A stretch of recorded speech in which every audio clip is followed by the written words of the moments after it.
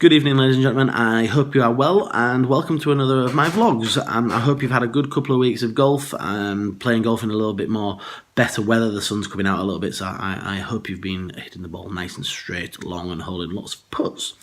This week in my vlog, I will be covering three subjects as I normally do. The first one is just to go over the girls' golf that I done on Saturday and how successful that has been, whilst asking for a volunteer on that one.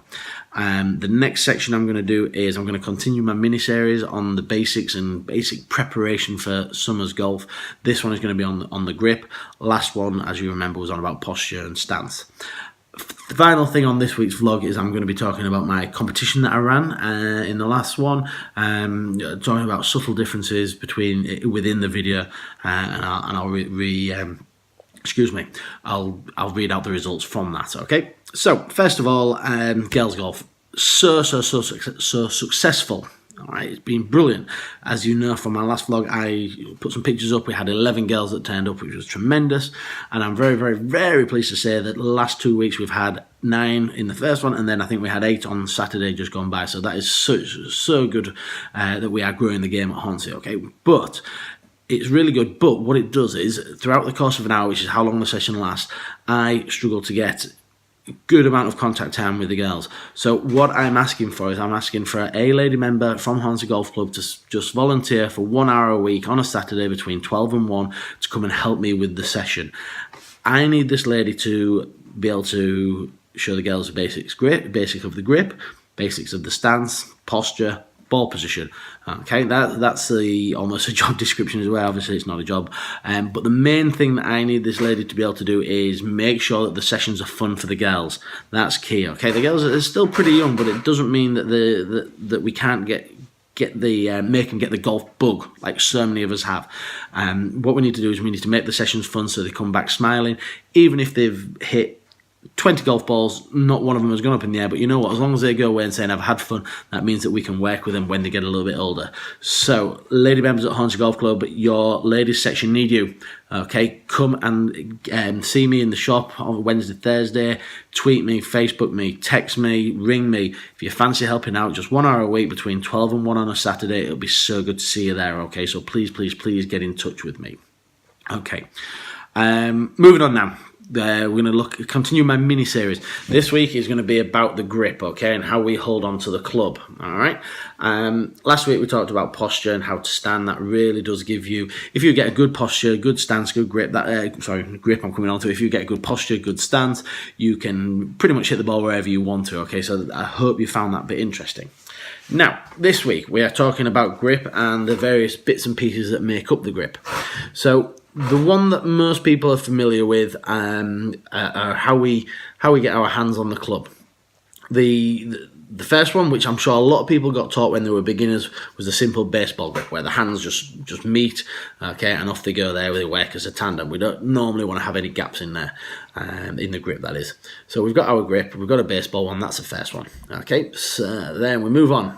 We have the interlocking, okay. I wonder how many people watching this have got the interlocking. I'm sure there's quite a few. And then the third one is what we would call the overlapping. Now, I'm not here to say to you that one is better than the other. I'm not here to say that you all have to interlock, you all have to overlap, okay? Because to me, it doesn't really matter, all right? I know that sounds a bit bizarre, that I bet when you all started, you all got taught to baseball grip, and then, you know, when you get a bit better, you change the grip. You know what, guys? It makes no difference to me, and I don't think it makes much difference to the flight of a golf ball, which is what the important thing is. To me, it's all about comfort. So if you're comfortable with a baseball grip, you stick with that and you play with that. That will absolutely fine. All right. If you have an interlocking and you find that comfortable, great, carry on with it. If you have an overlapping, again, carry on with it if you find it comfortable. The one little bit that I would advise that you just have a think about is when it comes to whether you interlock or overlap. Now, what I found in the past is that people with shorter fingers will sort of struggle to do the interlocking grip, okay, and that's simply because it just doesn't quite almost reach round there. If I've got short fingers, I can't quite get that grip to feel comfortable doing that, okay? If I've got there's me shortening my fingers, and it feels a little bit strange. So have a look at that and see. The people with longer fingers generally have are more likely to interlock. have a look at the length of your fingers. If you're not sure, again, as I always say, come into the shop to see me, get in touch with me, book a lesson with me. We can always have a look at what this grip and how it affects you. If it does affect you, which I don't think it will by changing that, but whether or not you feel comfortable with it, okay? So that's the first point of the grip. I'll let you absorb that a little bit while I talk a little bit about something else in the grip, and then we'll come on to the last bit on there. Now, next bit, pressure. How tight should we grip this club? Do we want to be gripping it so tight that we can see the whites on our fingers and really like was choking it? Probably not. We don't really want to do that. What happens when we do that? We make all these muscles in our arms tense. It tense up the muscles in there. If you are tense, have you ever played sport to a high level? It's very, very unlikely if you are really tense that this can happen. So we try and put a bit of so not too much pressure on there. Obviously, we don't want so little pressure that the club moves around in our hands. So we've got to sort of find a happy medium. Now, as far as I'm aware, pressure is measured in PSI. Certainly is on my car tyres, that's the way I think of this. But it's very hard for me to communicate that to my pupils and say, you know what, you want 10 PSI of pressure. How much is that? I don't know what that is, I ain't got a clue. So what we do is we try and compare it to something that you might be familiar with. And I often find myself comparing it to a raw egg. After it sounds very strange, doesn't it? But you imagine if you've got a raw egg in your hand and you're squeezing that raw egg as tight as you can but without it breaking. That gives you an idea on what sort of pressure you should be looking to have on that grip. Another one I've used in the past is a tube of toothpaste. You imagine you've got that tube of toothpaste and you're putting some toothpaste on your toothbrush and you're pressing it just so it comes out. If you put too much pressure on, all that toothpaste comes out way too quickly for you. If you don't press hard enough, none of the toothpaste comes out, of course. So just find whatever that pressure is just to make that toothpaste come out onto your toothbrush. That's the kind of pressure that you want to be applying to your grip. Okay, now, this is the one that sometimes not necessarily confuses people, and this is the one where I find almost more of a reaction to. And it comes down to the position of the hands on the grip. Now, as you can hopefully see from this video here, this is what we would almost class as a typical right-hander's grip. Okay, I've got a right-hander's grip. You see the lines in my hands here going up to my right shoulder. That would be classed as a typical grip. Now, a lot of pros will often strive to get you into this position regardless of what your ball flight is doing. Okay, and I personally disagree with this. There are times if you have what we call a strong grip, okay, where you can still hit the ball left to right, right to left. As long as the other things in your swing match up and help you create a consistent ball flight, have a grip like this. I've no problem with it. There are lots of professional golfers. Zach Johnson jumps to mind, who's got a really strong grip. And in the past, Paul Azinger had a really strong grip. But you know what? They were both great golfers, and I believe they both hit a fade. So a strong grip, hitting it left to right, that's quite unusual.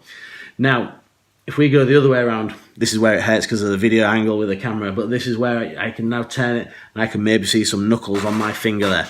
That would what we would be classed as a weak grip.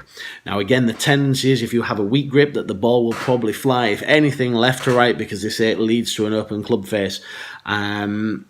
If you're hitting the ball not left to right, okay, and you try and change your grip, all sorts can happen, guys. Okay, I don't want to get into it on here because I know that when I've written about alignment when I was doing my blog and typing it out, that I know a few people got a little bit lost with how to explain it. But what I want to say is that you can still have a strong grip, you can still have a weak grip and hit the ball effectively, whichever direction you want. As long as the other things in your swing are making up for that, you're absolutely fine, okay?